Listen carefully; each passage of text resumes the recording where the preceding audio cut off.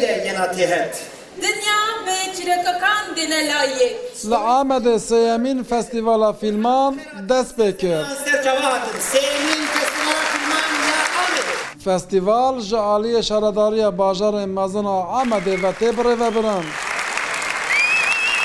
در هنرین کرد جچار آلین ولید و دیاسپوره تبلیوه فستیوال بون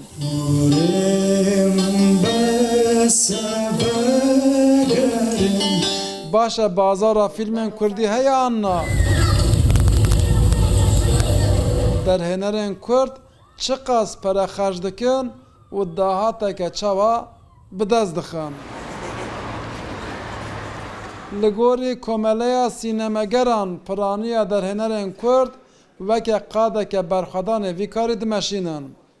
جبروه که نه در هنر نه لیستیکوان و نه جی کسین ده تکنیکا کار ده خبتن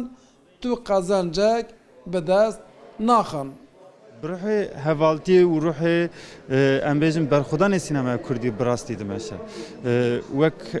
قادك كسن كو دچن وجوي قادي para kazanç dikin ve kari ve qadi dikin tınnene zede trevi dildarın sinemayına دخوازن سینمای کردی پیشوا بکه گوتنک وره گوتنا کردان وره سر پرده ل دنیای بلا به کرد بخوا چیروکین خو ببینن به وی رنگی خباتین مثلا سینمای کردی دا جبر کل باکور د قادا فیلم کردی ده بازارا که کوتری در هنران بکه تونه لجین وکی آمده شارداری دکون دوره و دخوازن باره در هنران سوک بکن Yani her yani de şaredari bir havaya ki pişgiri bildin ama mesela bu Rojava bunu Başuriye Kürdistan'ı Vezaret Rokşenbiri heye mesela Başuriye Kürdistan'ı PDVP heye bu xurti az becim her salı bütçeye ki şano era sinema era be vakatandın az becim daku der hener dikarım az becim film yako birhati kutabıkın u der vizyone. لگوری در هنران بخیره فستیوالن فیلمان این لباشور باکور و روژاوا چه دبن بنگهک جه فیلم کردی را جی پیدا دبه لی او یک نگیشتی آستا پیش سازیه Festivala film amede tekliye Dohokê ra, Süleymaniye ra, Londrayê ra, Hamburgê ra, xurt bike û tekliye wan bi hev dira xurt bin çêbin. Ev çêbe wê avayekî wî aliyê wê çêbe aborî jî wê derê holê karsazên jî bala xwe bidine meselê sînemager jî wê hê rehettir pereya bibînin filman bikişînin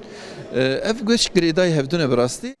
Li Tirkiye di nava bazara fîlmên Tirkî de gelek derhênerên Kurd ên dewlemend hene. Lê ji ber sedemên ewlehiya siberojê ew xwe ji kişandina fîlmên Kurdî dûr dikin. Ji ber vê yekê jî piraniya derhênerên ku fîlmên Kurdî dikişînin, polîtîkin û xwedihişmendiyeke kurdewarî ne. Maşallah dekak, Rûdaw, Amed.